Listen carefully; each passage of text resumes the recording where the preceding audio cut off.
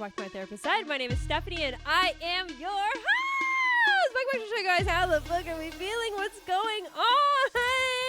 What's happening? First of all, hi. I'm wearing red lipstick today because first of all, second of all, third of all, here's the deal. Wait, first, before we get into the lipstick, my co-host, Bubsy, do you want a treat? Bubsy, do you want a treat? Oh my God. You ready for dinner? Breakfast? Do you want to go? Okay, there we go. We're not going anywhere. Sorry. I was trying to figure out how I could get your attention.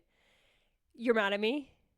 He said, where the fuck are we going to go, Samantha, when you just turn on the mic? Yeah, you're right. You caught me in my lie. I'm sorry. I'm sorry about that. No, I am sorry about the lie. No, I shouldn't have done it. Okay. Bubsy, we're live on the mic. You're going to, what? You're going to continue to yell at me in front of everybody? I get it. Sorry. He does not think the go things are funny. Okay. Stop yelling at me. Okay, we forgive me. Sorry about that. Okay, hold on.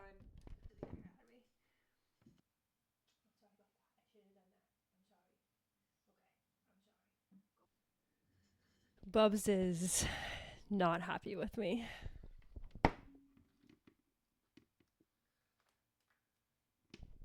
He was just cussing me out. Samantha this, Samantha that. And I was like, oh my God.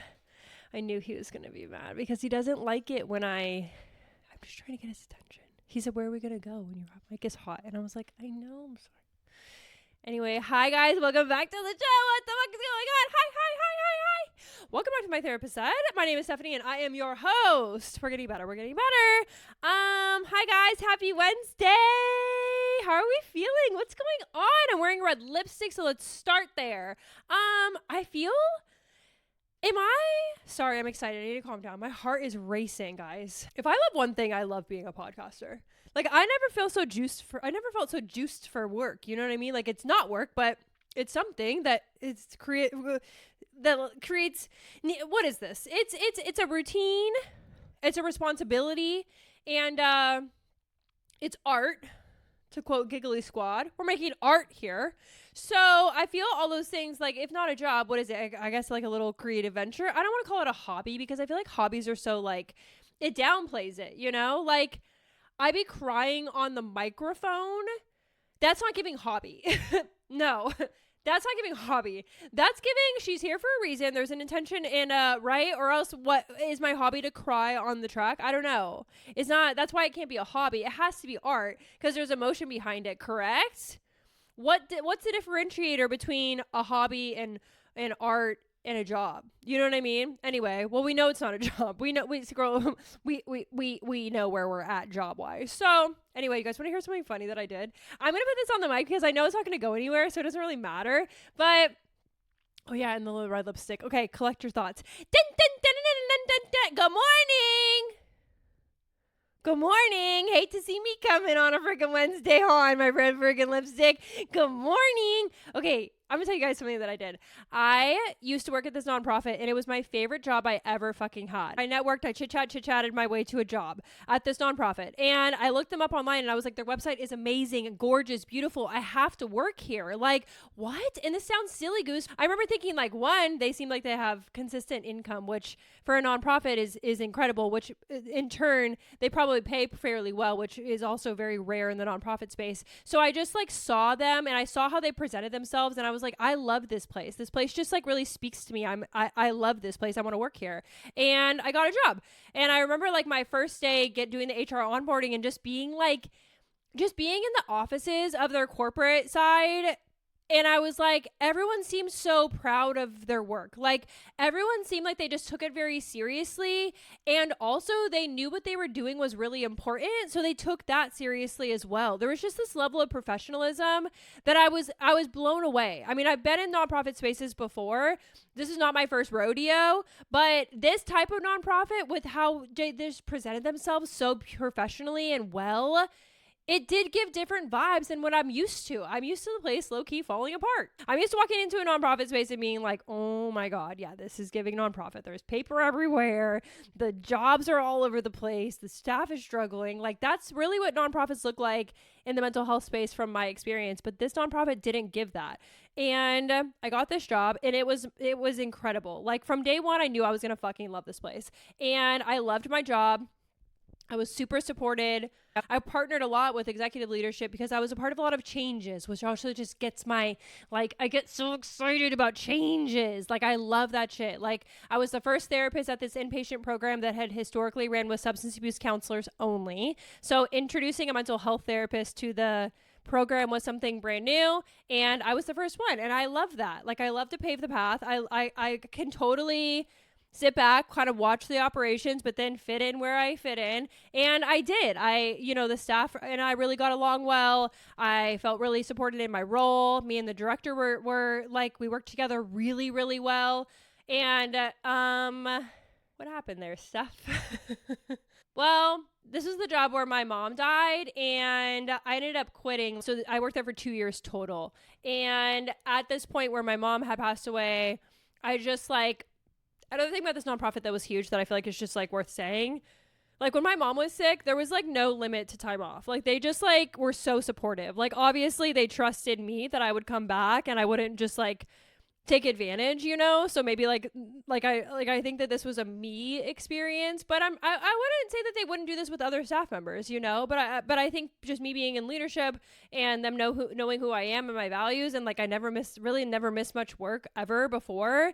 Like they just like let me take my time. Like when my mom was sick, it was awesome. Like they just felt so supportive and I just loved working there so much. So once my mom died, I lasted another year and then I just quit because I needed to just like take a second. Like I was feeling overwhelmed by going through so much grief and loss, and then also like being in a leadership role. It was just like a little overwhelming. I had a program director job lined up, so I essentially left to go do the program director job, and at this role I was a supervisor, so it was a promotion for me.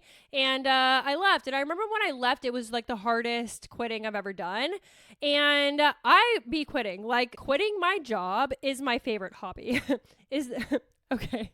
Like, I love it. I love it. Sending that little email, feeling that send and the freedom you feel like I don't have to do this anymore. Like, it's my favorite hobby. But with this role and this organization, I did not feel like that. I felt a little relief. I remember when I sent the email, but after that, I didn't know. Like I felt so much push-pull. I was like, was this the right thing to do? Like I had helped them get their mental health programs up and running. I helped them start an outpatient program. I was a huge part of I'm going to use a corporate word. Like I spearheaded a lot of programs there. Like I was really ingrained with this organization and I was really excited for the changes they were making. We hired a psychiatrist when I worked there, like our first psych that worked on site. We were expanding the mental health aspect of this organization. And when I was quitting, they had this women's program that they were starting and they wanted me to run the women's program. And I was super juiced for the role. But I was also struggling so much with grief and I'm really struggling with decision making. Like I was just like, I don't know that I want to run the women's program because it wouldn't give me any time off. And like I really needed time off. And then I had this program director role that I knew I could get at a different organization who had a shitty website. And I remember thinking like, do I leave? This is going to sound stupid, but this is really how it works. Like, cause I know this is deeper than what I'm about to say, but like, do I leave this nice website organization for a shitty website organization? Cause I know that the website is just the front of a bunch of mess underneath. If the website is telling, and not always, but pretty telling. Like I've been a part of this for long enough to just say that. And so the women's role, the director role that they wanted me for, me and the HR director, we used to chit chat a lot around just like, cause he was always like trying to get me excited because he knew that if I was excited, I was best at my job. So he's always putting me on projects, always helping me, like asking me for new ideas. I'm like the one like doing so much. And this is the reason that I had so many opportunities there, is because they knew that this drives me. So like, they're like, if we want to keep her, we got to keep her occupied, and they fucking did. They're probably the only job that I've ever had that saw me for who I am, saw my strengths for what they were, and supported me in all that. Like, they never told me that I was too much. They never told me that I need to just like sit down and just take what it is. It's no, it wasn't that. This is also the organization that I led a team of substance abuse counselors. I told them, I said, the pay is too low, guys. Like, I'm not even going to start interviewing candidates until we increase the pay.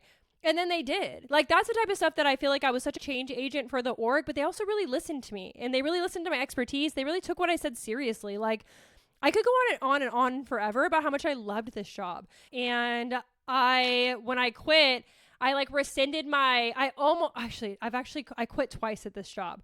One time I quit because I got a job with Alameda County, so like a county role. And then I realized that wasn't enough. This is before my mom died. I realized, sorry, this story's kind of jumbled.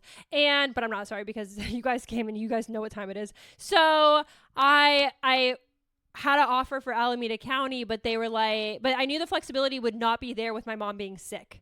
My mom had just gotten diagnosed. So I like went through the whole county process of being hired with them. It took like 6 months. And then when they sent me the offer, my mom had just gotten sick. So I was like, fuck, like, I actually don't think this is a good time to leave this org who loves me and gives me flexibility when my mom just got diagnosed with leukemia. Like, it just doesn't feel like the timing's right. So, but I had quit my job. Like, I sent them, because I was like, the county is like where everybody wants to work. Like, right? People are always like, the county's like the best. I don't know.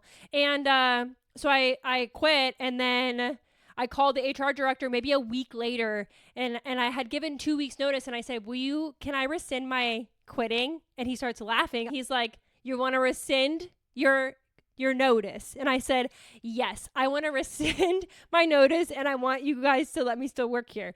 He said, are you sure? I said, I'm sure. So I quit and then took it back. Right. And I was like, I don't know. Like, I don't know what to do. Like, this organization supported me like I've never been supported before. And, which is so rare in the mental health field too, but I won't get into that. We're not talking about the mental health field today. I'm too tired. And, so yeah, it's like, it was just like this weird turning point and period of time. And I took like, maybe I was off for like a couple weeks, and he was like, do you want to grab lunch and talk about this women's role? I already had quit, but we had good relationship. So I was like, yeah, I'll grab lunch. And we went to go to lunch, and he told me again, he was like, do you want to come back? Like, this women's role is still open. I interviewed for it, and I mean, they wanted me, and I just didn't take it. And there was no official offer, but it was on the table for me. Like, I knew, because I was like half in, half out. I mean, which is my biggest issue, which is why what I'm about to say is funny. So anyway, I watched their program and organization from afar really expand. I saw their mental health programming expand, which I always used to say, like, they need a director of behavioral health. Like, that would be such a solid job for this organization, because they didn't have that. And they had that psychiatrist be the director of behavioral health, which at a nonprofit, you kind of have people carry multiple hats, especially, I mean, because budgeting is tight, and they just weren't fully expanded into the mental health space yet. But I was like, we need somebody to like oversee all this. Like, we have the medical center that has theirs, and they have the inpatient care, but who's going to talk to them? And then what about the outpatient program? Like, who's going to oversee all that? Right. And I used to always tell them, like, you guys need a behavioral health director. And when we hired the psychiatrist, they were like, he can fill in for now, but he was part-time, and he's pretty much retired. And he was kind of just like, it was really me. If I'm going to get myself for my flowers for a second, it was really me. It was really me overseeing a lot of this. And the psychiatrist and me, we work together so much. Me and him would talk about the ways in which we can keep everyone together. We can do collaboration of care, make sure we have continuity for the clients, things like that. And med management. I mean, there was so much that like we kind of partnered on together around ideas. And that's my history with this work. So I mean, I'll tell you more. So I had it work there for maybe like a year, and then I went to work at another nonprofit, and I remember asking the COO, can you write me a letter of recommendation? Her and I also were good. Like, we worked really well together. After like I had been gone for a year, I asked for the letter of rec, and she pretty much said no. Reason is definitely that the organization I was trying to work for, they worked really close with and partnered with a lot. So I think she just didn't want it, like, the risk. And that's super fair, because I just explained it. I'm not the most consistent employee, but if you get me in the perfect role, I'll stay. And actually, no, I've been in the perfect role and I still quit. So that's probably why there's no letter of recommendation. And fine. Like, I understand you don't want to put yourself out there, and you don't really fully trust that I'll stay at the next organization. And who knows if I would have, because I didn't get the job and they didn't get the letter of recommendation, and we moved on, right? So this is maybe like 2 years ago. This year, I actually also asked the HR director back then for a letter of rec, and he didn't ever text me back. So this year, I had known I got ghosted from him a little while ago, and I was like, I'm just going to try and see if he will like write me a letter of rec for jobs that I'm applying for now, just to see if it like, if he's not mad at me anymore, or for not taking that, I don't know. I don't even know how he feels, because here's why. So texted him this year for a letter of rec, no response. And I feel like at this point, this whole organization has written me off and has ghosted me completely, because they're like, she doesn't stay in the jobs. Like, we give her everything she could ever want and need, which is true. And she still quits, which is true. Like, I see what they're doing, and I'm a leader. I understand it from a leadership perspective 100%. If I have staff members that I'm like, I don't know that I'd write you a letter. I love working with you, but I don't know that I'd write you a letter. Like, I don't know that I'd put my neck out there for you, and I don't know if I would hire you again. Like, there's a lot that goes into that leadership, mindset that you have to think about. Like, it's not just that simple. And he doesn't text me back. I also kind of put in there, like, if you have any opportunities that you can like think of for me, I'm closing my practice and I'm open for a role. And no text back. So I haven't spoken to the HR director since we got lunch after I had quit. So I'm scrolling. I'm just going to look at my old job. I'm just going to look at this old job and just see, just see if they have any opportunities open. And every once in a while, I'll check the page, because I miss the job so much. I miss the organization, I miss the people, and I miss the work. I've only loved one job a fucking lot in the mental health world, and this was the job. So I scroll their career page, like maybe I've done it like once or twice this whole year. And I happened to be checking it today, and guess what they have open? I am an audacious motherfucker at times. Not at times, all the garbage. Guess what they have open? Behavioral health director. The job that I told them that they needed years and years and years ago. The job that I kind of used to do. And I'm looking at it and I'm like, this is above what they would ever, even if they would ever give you a chance again, girl, if they would ever even consider hiring you again, they probably put you in maybe as like a therapist. I said, Stephanie, he didn't even text you back. So what did I do? What did I do, guys? I just applied for the job. I'm just gonna, I applied for the job. I already know what the job is. And I know I could do it. Will this organization that won't even text me back or write me a letter of reference, will they hire me for the role? No. No, girl. Like, what makes you think? And then so all morning I've been like playing it out in my head. How is this gonna go down? Like, literally, and I know this is Stephanie, this is not professional, okay? And I know that, okay? But this is a podcast, and I'm not gonna be professional for a second. The way I was envisioning, like, if they even saw my resume, like if the application even got to the HR director's desk, my not first joke, but a joke that I'd throw into the mix for sure is, I applied to this role just to see if you text me back.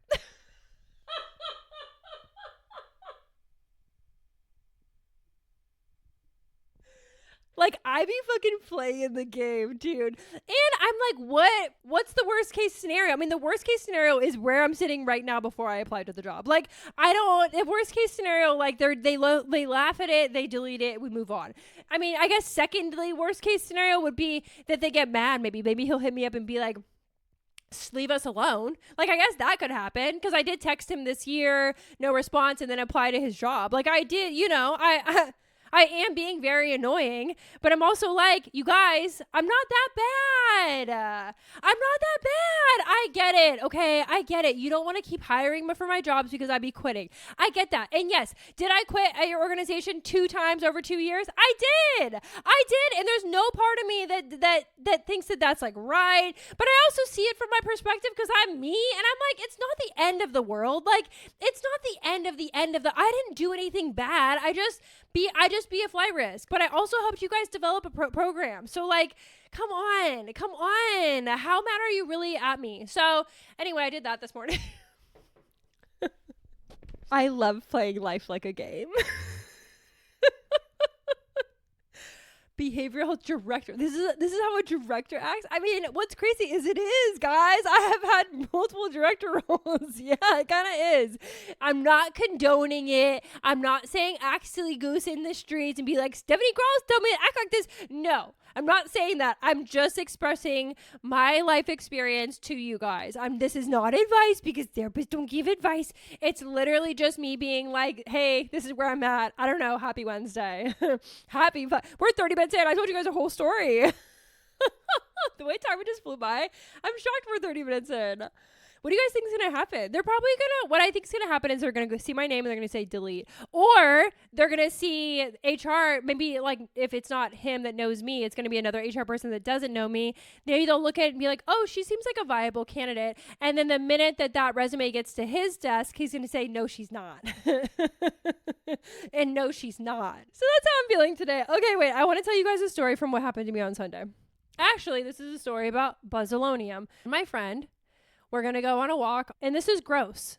So just so you guys know, I'm going to tell you guys this. I've been practicing telling the story to hear out loud how gross it is and how many details I want to express because of how gross it is. But what keeps coming to my mind is like, I can't keep all of this within me, details included, because that seems unfair to me as in my little human body. It's too much. So I have to tell it on the podcast. And I'm going to give you guys the details because I've been practicing, and this story is not the same without the details. So it's really gross though. So if you're like, I don't feel like having her say something gross, turn it off. Or if you're like, maybe not today, turn it off. Or maybe just like, fast forward to the end when I say something funny. So no guarantees there, but she'll be done eventually. And usually it ends in a joke. So me and my friend go to take our dogs out on Sunday, and we go to this like beautiful like little path, and like we're like walking on the water in the bay, which was so beautiful. It was cute. Bubsy was good. He's not killing it in the listening game, but let's be realistic about our expectations here. As long as he makes it back home, we're fine. So we make it all the way back, and I'm like, literally, and I was anxious before because I never like to take Bubs to new spots that we haven't been before because his listening is so bad. And I was like, if his listening is super bad, I don't really want to deal with it. Like, he stresses me out. Like, maybe I'm just being anxious and being like, why don't you want to bring Bubs to new places, Stephanie? You should trust him more, right? He's a good dog. He's literally showing you nothing but good dog business. And why are you feeling so anxious? Like, my stomach was hurting before I got there. I'm like, I don't know. I just feel anxious about this. I hate taking him to new spots. I'm so worried he's going to be bad. Like, he's going to run away or something bad, whatever. So we get back, and he's off his leash right now when we're like walking around. I'm chit-chatting with my friend. And all of a sudden, I see Bubs out of the corner of my eye sniffing aggressively, which is the first sign that something bad's about to happen. He's sniffing aggressively, head on the floor, like really into something. And I look to my right and I see what I think is roadkill. Like it looked like a dead animal. And this is where it starts getting gross. I'm sorry, guys. I cannot express how much I cannot keep these stories within me, because if they live within me, they're going to turn into God knows what. So what I'm going to do instead is I have to tell you guys I cannot be alone in this experience. I cannot be alone. Who am I supposed to tell? Who am I fucking supposed to tell? Okay. Anyway, I mean, I've been telling everybody. I told his teacher from school yesterday. So I see what I think is roadkill, and I see Bubs sniff, fast, and I was like, oh no, and he beelines straight to this thing. Don't throw up. He takes a huge bite, picks his head up, and the inside of it is bright orange. And I'm like, what the fuck is that? Like, I thought my mind is going so fast. Oh my God, he's about to eat a dead animal. Like, fuck. And I'm not far away, maybe 10 feet. So he takes a bite, bright orange on the inside. And I'm like, what the fuck is that? So I run, because calling his name doesn't work. Like, when he has this beeline thing and he's going fast, it doesn't work. I run to him, I grab his collar, and I smell something, and I'm pulling him. He won't stop eating with okay, this is a pit bull mouth, full bites, pit bull mouth, full mouthfuls. It's in his cheeks. It's all over his chin. It smells like shit. And I'm not talking dog shit. I'm not talking animal shit. I mean, I've been around shit enough to kind of distinct between the two. This is human shit, okay? Okay. And I continue. He takes a huge bite. He takes it. Bubs. I'm trying not to be mad at him anymore, but fucking A, Bubs. Look at how much he doesn't care about this.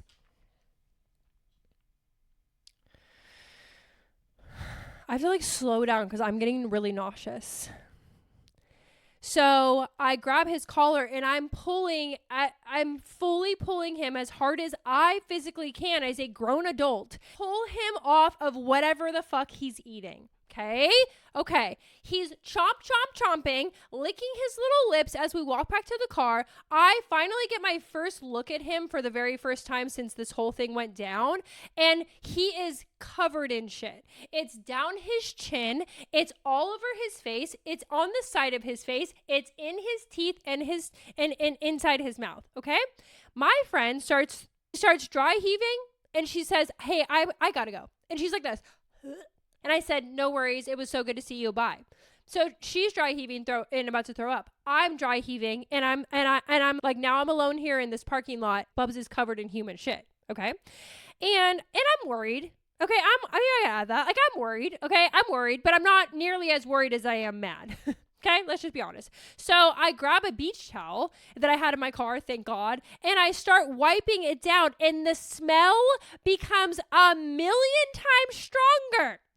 Like, it was like, you know how, like, it's just, I'm trying to think, how do I even explain this? Like, it's just like a scratch and sniff, right? Like, oh, it has a little scent, and then you scratch it, you're like, oh, it smells like blueberries, right? Okay, well, this is imagine that, but with human shit. So, it's like and I'm like, trying to wipe him off, and the smell is getting stronger and stronger. You guys, my eyes are watering, my mouth is watering, I am literally in the parking lot by myself. Happy freaking Sunday. Fantastic. He hops in the car. I look at the towel and I go, I don't know what to do with this. I just went and I shoved it in the trash can. I'm like, I'm not putting two human shit things in the car. Just only one, and I have to leave with Bubs. So I had to make a choice here. And the choice was I'll throw out the beach towel, I'll leave with the dog. So I get him in my fucking car. You guys, my car, I'm not even gonna, it smelled like the inside of a freaking porta potty at a music festival. That's the best way I can describe, guys. But that times 100. Like, imagine if you were in the toilet, in the liquid of the porta potty at a festival. Imagine if you were in the liquid. If you're in the liquid, that's pretty much adjacent to how my car was smelling on this Sunday morning. So I'm like this.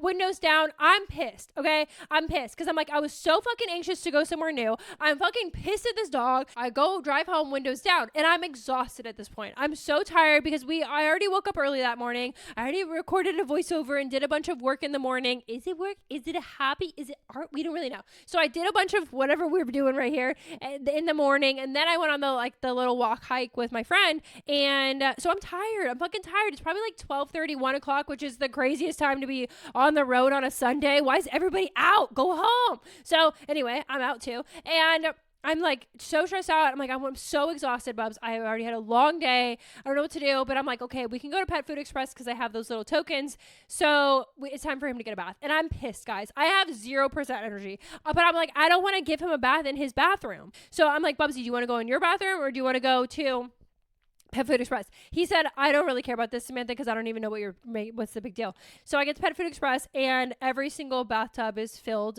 which is already I'm anxious because I'm like, am I going to stand here with this poop dog? And luckily there was one open, so I was like, perfect. I go to put the coin in, I put Bubs up, and I put him in the little bathtub, and we're in business, baby. I put it on the water, I'm spraying him off, I have his mouth open, I'm spraying out his mouth. We're good. I think we're moving on, we're fine. And the water turns off. And this is a very busy Sunday at Pet Food Express, okay? There's employees, they're all busy. Every single bath is full with dogs, okay? And I just kind of like stood there. And I was like, okay. And Bubs is so good at the bath. He never even moves. So he's just standing in the bathtub like, Samantha, what are you doing? And I'm like, Bubs, the water turned off. He's like, okay, well then go talk to somebody. And I'm like, Bubs, I don't know that I have it in me. I already threw up in the parking lot. and I'm feeling pretty upset at you in the moment. And I don't know that I really feel like asking for help. But I'll try. So I leave him in the bathtub. I walk out and I can still see him, but I walk out to the door and I just pop my head out just to see if any employee is free. And I stand there for about, honestly, real talk, probably about 2 minutes in total, like 2 whole minutes. Like, kind of make eye contact here, kind of make eye contact there. Everyone's just really busy. And I'm standing there and I out loud to Bubs and I'm like, Bubs, I don't really know. And he's just standing there half wet. Like his head and his chest was wet. His whole little booty and his back dry. And I'm just like, I'm so overwhelmed. Like, I don't know what to do. So I look at him more. I walk back, I look at him more and I'm like, he's really not, I got all the shit off of his face and his chest. And, he's like literally like all dry. And I just like, I think I'm done here. And I paused one more time. I looked out again to see, and nobody was looking at me. And I was like, I'm not about to take him out and go to the front. Like, I'm not going to do all that. I know where my limits are. We're exceeding limits at this point. So I just take him out of the bath and I just go back to my car and I'm just like, we're done. Like, you're half wet. We're fully done. Like, I need to go home. I need to go home. So I went home and then my car smelled like human shit, right? Okay. So I go home and I literally just like, there's like a cover in the back of my car that I was like, let's just get that out. So I took that out and then I like just left it outside and like let it air out, and I just went inside. It was like I just called it. I was like, this is the day, like, and we're done here. So since then, this was Sunday. Oh yeah, wait, I forgot to tell you something else. So I get home, tree trimming. Okay, tree trimming. And I don't want to sound too above it all. Okay, I understand that like living in a neighborhood where they trim your trees is like such a blessing. Like, it's definitely a luxury. Like, I feel very lucky to live here. Okay. And tree trimming is also very loud. Just 2 things can be true. These are the 2 things that are true today. So I'm trying to do my voiceover and I hear rant, rant, rant. Okay. On a Sunday morning at 9 o'clock, it was like not even 9 yet. It was like 8:45, 8:30, 8:45. I hear rant, rant, rant. And I'm like, right outside my door. Like, my house is like shaking. It's so loud. And I'm like, okay. So this was before the shit experience. So then the shit experience happens and then Pet Food Express experience happens. Then I get home and they're still tree trimming. And now they're not just doing the chainsaws. They're actually putting the trees through the blender. And that's the loudest thing you've ever heard in your life, right? So when I get home from my stressful day, I realize they're still tree trimming. And I'm just in this house where I have a shit covered. I'm questioning, is my car going to smell like human shit forever? And then I'm questioning, what did Bubs eat? Because what was in there, that always freaks me out when this happens. And then Bubs, there are moments that I hate his decision making, and this is a moment, and I think it's okay to be honest and real about that. I love Bubs and I hate his choices sometimes, just like people love me and hate my choices. Okay. Cut to me quitting a nonprofit 3 times that I love so much. Okay. Okay. I'm like, I hate my choices too, guys. What are you talking about? You don't like my choices. Me either. Luckily, you can ghost me. I'm fucking stuck with my ass. How do you think? If you're annoyed with me, imagine how I fucking feel. I wish people would sometimes just put themselves in my situation for 2 seconds and be like, wow, she must be so annoyed with herself because she'd be making all these shitty decisions that we don't think is a good idea. She must also not think they're a good idea. And now she's trapped with herself 3 years later being like, hey, knock, knock, remember me? God damn. I feel like this is only affecting you guys. No, it affects me the most, bitch. It affects me the most. So anyway, tree trimming, and they tree trimmed, and this is like, they worked really hard this day. I have to give it to them. Like, they really be putting in work. I watch them and I'm like, that looks like the most exhausting job I could ever imagine in my life. Like, dangerous, exhausting, hot. Like, I have the utmost respect for people who do that type of work. Thank you so much for taking care of our landscaping in our neighborhood. Thank you. And where I live in a high fire risk area, so like, shout out. Thank you for keeping us safe. Like, I understand and I'm really grateful. But on a Sunday, so they tree trimmed until, I'm not being dramatic, 7 p.m. I'm not being dramatic. It was like a really long day. I think they needed to finish this project, which is why they were there on a Sunday, and they were there for like 12 hours. And for 12 hours, it was chainsaws. For 12 hours, it was trees in a blender. And then at like 7 o'clock, they finally left. And I was like, wow, this might be the most stressful day I ever had. Like, not to be dramatic, but that's really how I feel. Woo! Everything else is good though. Everything else is good. I went to yoga this morning and I felt like a bad bitch. Oh, I overwhelmed myself though. I go 5 days a week. Like there's not, I very rarely will go less than that. So at times especially in summertime, the classes get booked up fast. So I book out my classes a little bit in advance. I've been going kind of nuts lately and booking out like 2 weeks in advance. And the way it like keeps me up, it's like, I know I'm going to be there, but what if I'm not, And then I'm like, do I have to like go in and like cancel 2 weeks of classes? It's going to be like this cancel. Like, what's wrong with this girl? And then I'm like, am I going to get no-show fees? But I don't think so. But anyway, I'm just overwhelmed by that because I booked up my whole month of August is fully booked with yoga classes. Like I booked it all the way until like the first week of September. The farthest out you could book it, I booked my classes for every freaking day. And I'm like, are you really going to go to all these? And I know I am. But at nighttime, I like to think about that and it really stresses me out. I also woke up this morning. Bubsy is so fucking cute. Look at him. Buzzy, you so cutie. I won't say your name anymore, though, because you don't freaking listen. And I can't say the G-O word because he yelled at me at the beginning of the episode. He said, do you think this is a game?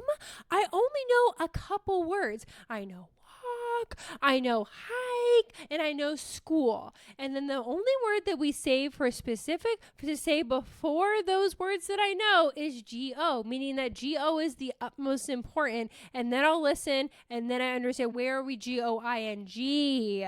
And he said, if you say school, hike, things like that without a G-O before it, he's like this, I don't really listen to you because I don't really listen to you most of the time. But if you put a G-O first, I know, oh, turn your listening ears on. We're about to G-O somewhere. So then he was telling me just now, it's so rude that you think it's so funny. Like, oh, I'm just going to tell Bubs we can G-O when we're not going to go anywhere. He said, literally, I know we're filming the podcast. I don't understand why you think this is a game. Like, my language is very limited when it comes to me understanding English, but I do know that word, and you're using it as like leverage to get me to listen for just so I could look at this stupid camera. I know, Bubsy. Normally you're not mean like that. Oh, just today? Why? Oh, he knew I was going to tell the shit story. I told you on Sunday I was going to tell the shit story. Literally on Sunday night, I looked at Bubs and I said, I hope you know that's going on the podcast. And he said like this, you're so annoying. He said, you're always extracting me for content. I'm like, where'd you learn the word extract, Bubs? I've been watching nonstop Vanderpump Rules, which based on what I see online, is everyone else watching Vanderpump Rules right now? We're just throwing it all the way back to 2016. And it's kind of fun. Honestly, Vanderpump Rules is one of the most insane reality shows I've ever seen. And I realize that as I rewatch it. I'm like, this is insane. And it makes me feel close to my mom. And I'm not going to cry today. And I'm not going to be sad. But I've been missing my mom and my dad both so fucking much lately. Where I'm just like, I miss my parents. You want to hear something so cute? Oh, I forgot about this. I pick up my phone on Sunday and I see messages from my dad's best friends. I started this group chat with them a while back because I said something that reminded me of them and how my dad used to interact with them because they were really, really close. Like these are like my dad's besties. And it was literally just like pictures of my dad. And it was just like, I love you guys and I miss your dad. And it was just sweet. Like he was just like thinking of my dad. And I like read it and I was just like, this is so special that I still feel so connected with these people. And also it's so beautiful that 11 years later, people still remember him.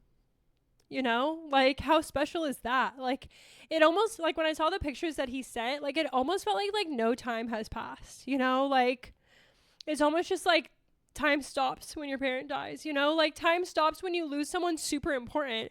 And what gets me like choked up when I think about it, I mean, all of it because my dad said, but like, I just miss him so much. I miss him so much. And one of them was like, it's so wild when you lose such an incredible person that's like so close to you. And I read that message and I was like, wow, if these men who are in their like 60s still are struggling to grapple with the loss of a close friend like that, how am I supposed to feel? Like we can't conceptualize it just as much as you can't conceptualize it. It's interesting how life just goes forward and just this one person is not there anymore. It is a weird concept. So I just felt very like validated and then also sad and also so loved in that moment. Like when I read those messages and I was like, I literally love that I still have a group chat with my dad's besties. That's still like, we still talk. Like they used to like just hang and like just like drink wine and eat red vines. That was like their favorite thing to do when we'd be on vacation together, all of us. And I like sent some like memories in the chat. And then one of his friends was like, where are the red vines? Like, it's just like a cute little inside joke. Like, we don't forget, you know, we'll never forget of like all the ways my dad like just made us feel so connected. He also brought so much joy to all of our lives. And he's just like, he was a cool dude. He was just a really cool dude. He had obviously his traits that were challenging, but he also was such an incredible human. And then like to connect so deeply with your best friends like that even 11 years later, they're still reaching out to your daughter. That's so cool. Like my dad had such an amazing ability to connect with people. It was next level. I do believe that the reason I am this way is because of him. And I think he's even better at it than me. Like, I don't know if people would care about me 11 years later. I don't know. I mean, maybe, but I don't know. Like, it's hard to say, I guess. But with him, when he was still alive, if you would have told me this, I would have been like, of course. Like that, no, in no way did I think this is weird. Like people remember him. Like people really remember him. They remember things he said. They remember stories he would tell. Like 70 again. He just is a very memorable person. And yeah, so. Is this just a grief podcast? I don't even know where I was going. Did I get lost? Vanderpump Rules. Oh, what makes me feel like I love Vanderpump Rules right now because my mom and I used to watch it together. And it makes me feel close to my mom. God, I think I have to be done soon.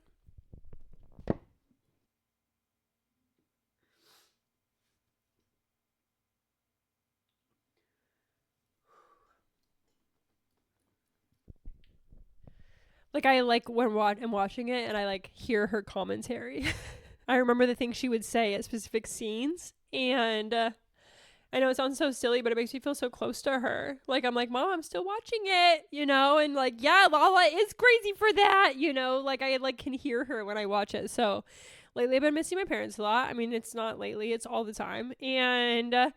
But especially lately, and that's how I'm feeling close with them. Like, I just remember them because all I have is the memory, you know? So I'm just trying to, like, lean on that and just feel loved by that and not feel, like, overtaken with sadness all the time because that's just not helpful to anybody, you know? And I have to be able to function. I have to be able to survive. So, yeah, I'm just trying to focus on, like, what I can do. You know, what I can do is watch 4 hours of Vanderpump Rules and, pretend that it's 2016 and yeah.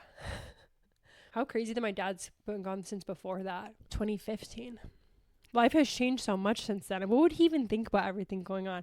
I think he would think AI is the coolest thing because he came from the tech world. But I also think he would be hesitant around it just like everybody else, which is super valid. But I think he would think this era of our technology is really cool. And what would my mom think about it all? She'd probably be like, this is stressful. Like, I can't really even think of how much she would say. I think she'd be like, I don't get it, Steffi. This is stressful. My parents were the coolest. Okay, last thing I want to say about my parents, and then I'll let you guys go. I want to say my life would never be the way it is, and I would not be the person I am without my stepdad. Like, he was 100% such a driving force for me to be successful. Like, my mom gave me all of the love and encouragement. My dad gave me the grit and drive. So I know it sounds like, oh, like a step parent that parented you differently and now you have trauma. I know it sounds just like all sad, but it's not all sad. Like, there are just sad parts to an experience that's so much greater than that. And I think that it's important that I just add that there's so much nuance in human relationships that, like, when I talk about my dad, I don't want to discredit how much he's helped me. A lot of what I have came from him. Like, if I could like balance this out, like, he changed my life. He taught me so much. The life that existed for me prior to my mom meeting my stepdad was just, it would have panned out completely differently. And while our relationship was so challenging, I'm so nothing but grateful for him. And I remind myself of that often, of how much he changed my life. He changed my life and my mom's life completely. And shout out, Dad. Like, thank you so much for being such a cool ass dad. You know, like, I just want to let that land there. I have nothing but love for him when I think about him now. Sometimes I think about it a little long and I start feeling a little bit of trauma, but that doesn't mean that the love isn't there too. And I would never want this to look, I would never want it to have been another way. I actually can't even imagine it being another way because this is the way my life panned out and I'm so fucking grateful for him. So I just think it's important that we say like relationships are super nuanced. And I think that the longer I have the podcast and the more comfortable I get with sharing stories about my dad, you guys will learn more. It's just easier for me in these chapters to kind of share the trauma side because it's what I'm currently processing and trying to figure out like how to heal my own mental health. So trauma is very much on the forefront of what I'm thinking about, but that doesn't mean that my foundation wasn't rooted in really healthy. That doesn't mean that my foundation wasn't rooted in love.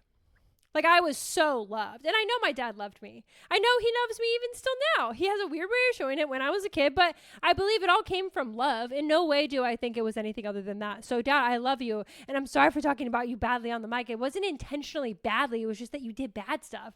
But you also were such a cool dude. Like your best friend still texts me, Dad. 11 years later, they still reach out to make sure I'm doing good, to laugh about things you said. Dad, like I literally... my life would not be the same without you. And I'm so grateful that it is this way. So I hope you guys hear that what I'm trying to say is there's nuance and complexity to human relationships. And I plan on telling you guys whatever you really want to hear, about it all. But it's not just one thing. It's not like it was just trauma. No, it was like a ton of like love and support. I mean, the horseback riding thing, he was like my biggest supporter. He'd be driving up to freaking Fresno. You guys know where Fresno is? Middle of nowhere. This man would be driving up to freaking Fresno, fucking 4 o'clock in the morning with the horse trailer because we have to get horses up there. Like, he was the most supportive dude. There's like, Dad, like, thank you. I just say it every single day. I tell Bubsy, we have to say thank you, Grandma and Grandpa, for everything that we have. And every single day we say thank you. Aw, we do. I say, thank you, Mom and Dad. And then Bubsy says, thank you, Grandma and Grandpa. He didn't know his grandpa, but I tell him all about him. Oh, my God. Sorry, guys. You're like, you promised that if we stayed till the end, you'd make it funny. So then why are there tears on the mic? I'm not sure. How do I end this now? Ah! I never talked about my red lipstick. It's just a really good red lipstick. That's all. It's more fall vibes. I think that's what I was planning on saying before I decided to cry. It's more fall vibes. Anyway, this hoodie is not hoodieing. Thanks so much for being here, you guys. Sorry for leaving it sad. Am I always? How are we feeling? Write me comments on YouTube. Comment on my Spotify. Send me a DM on Instagram. My therapist said pod. And yeah, I filmed a makeup tutorial recently and it was really fun. That's the last thing I'll say. I know my social media be a little all over the place lately because I don't know what to do with my life. So my social media obviously is going to reflect that. One thing I do know I care about is always therapist issues. But other than that, I'm like, I'm not really sure. Now that I've gathered you all here today, I have no clue what to talk about. So thanks for being here. I love you guys so much. Happy fucking Wednesday.